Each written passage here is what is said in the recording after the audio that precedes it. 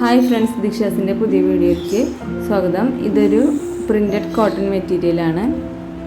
ഇത് വെച്ച് നമുക്കിന്നൊരു സ്ലീവ്ലെസ് ലെയർഡ് ഫ്രോക്ക് തയ്ക്കുന്നത് എങ്ങനെയാണെന്ന് നോക്കാം. അതിനുവേണ്ടി സെയിം കളർ ലൈനിങ്ങും എടുത്തിട്ടുണ്ട്. ഇതാണ് ബോഡി പാർട്ട് വരുന്നത്. ബോഡി പാർട്ടിൻ്റെ സ്ലീവ്സ് നമ്മളൊരു ബാൻഡാണ് വയ്ക്കുന്നത്. അതുപോലെ തന്നെ കൈക്കുഴി 1 ഇഞ്ച് ചരിച്ച് കട്ട് ചെയ്ത് കൊടുത്തിട്ടുണ്ട്. ചെസ്റ്റ് വരുന്നത് 8 ഇഞ്ച്, വേസ്റ്റ് വരുന്നത് 7 ഇഞ്ച്. അതുപോലെ തന്നെ അരികുവശം ഒന്ന് വളച്ച് കട്ട് ചെയ്ത് കൊടുത്തിട്ടുണ്ട്. ഇതേ അളവിൽ തന്നെ നമുക്ക് മെയിൻ ഫാബ്രിക്കും കട്ട് ചെയ്തെടുക്കാം. അപ്പോൾ ഇതുപോലെയാണ് കട്ട് ചെയ്തിട്ടിരിക്കുന്നത്.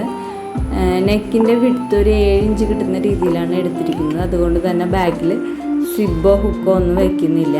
ഇതാണ് ബാൻഡ് വരുന്നത്. ബാൻഡിൻ്റെ ലെങ്ത്ത് 9 ഇഞ്ചാണ്. അതുപോലെ തന്നെ ഒരു 1.5 ഇഞ്ച് വിഡ്ത്ത് കിട്ടുന്ന രീതിയിലും എടുത്തിട്ടുണ്ട്. അതുപോലെ തന്നെ സ്ലീവ്സിൻ്റെ സെൻറ്ററിലായിട്ട് ചെറിയൊരു ഫ്രിൽസും കൊടുത്തിട്ടുണ്ട്. അപ്പോൾ ഇതാ ഫ്രിൽസൊക്കെ കൊടുത്ത് ജോയിൻ ചെയ്തെടുത്തിട്ടുണ്ട്. അപ്പോൾ ഇതാ ഇതുപോലെയാണ് നമ്മുടെ ബോഡി പാർട്ട് വരിക.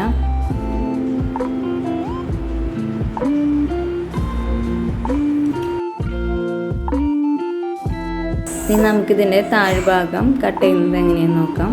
ഒരു 3 ലെയറായിട്ടാണ് ഇതിൻ്റെ ലെയേഴ്സ് കൊടുക്കുന്നത്. അതിന് വേണ്ടിയിട്ട് ഒരു 8 ഇഞ്ച് വിഡ്ത്തിൽ ബാൻഡ് കട്ട് ചെയ്തെടുക്കാം. മൊത്തം അതൊരു 2 മീറ്റർ ക്ലോത്താണ് എടുത്തിരിക്കുന്നത്. അപ്പോൾ ബാക്കി പീസ് നമ്മളിതുപോലെ ഫ്രിൽസ് കൊടുക്കാനായിട്ട് ഉപയോഗിക്കാം.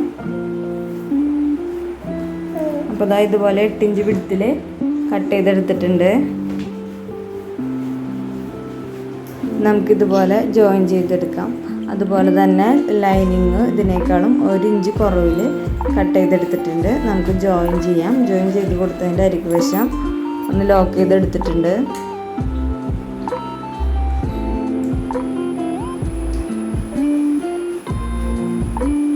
അപ്പോൾ ഇതാണ് നമ്മുടെ ഫൈനൽ ലുക്ക് വരുന്നത്.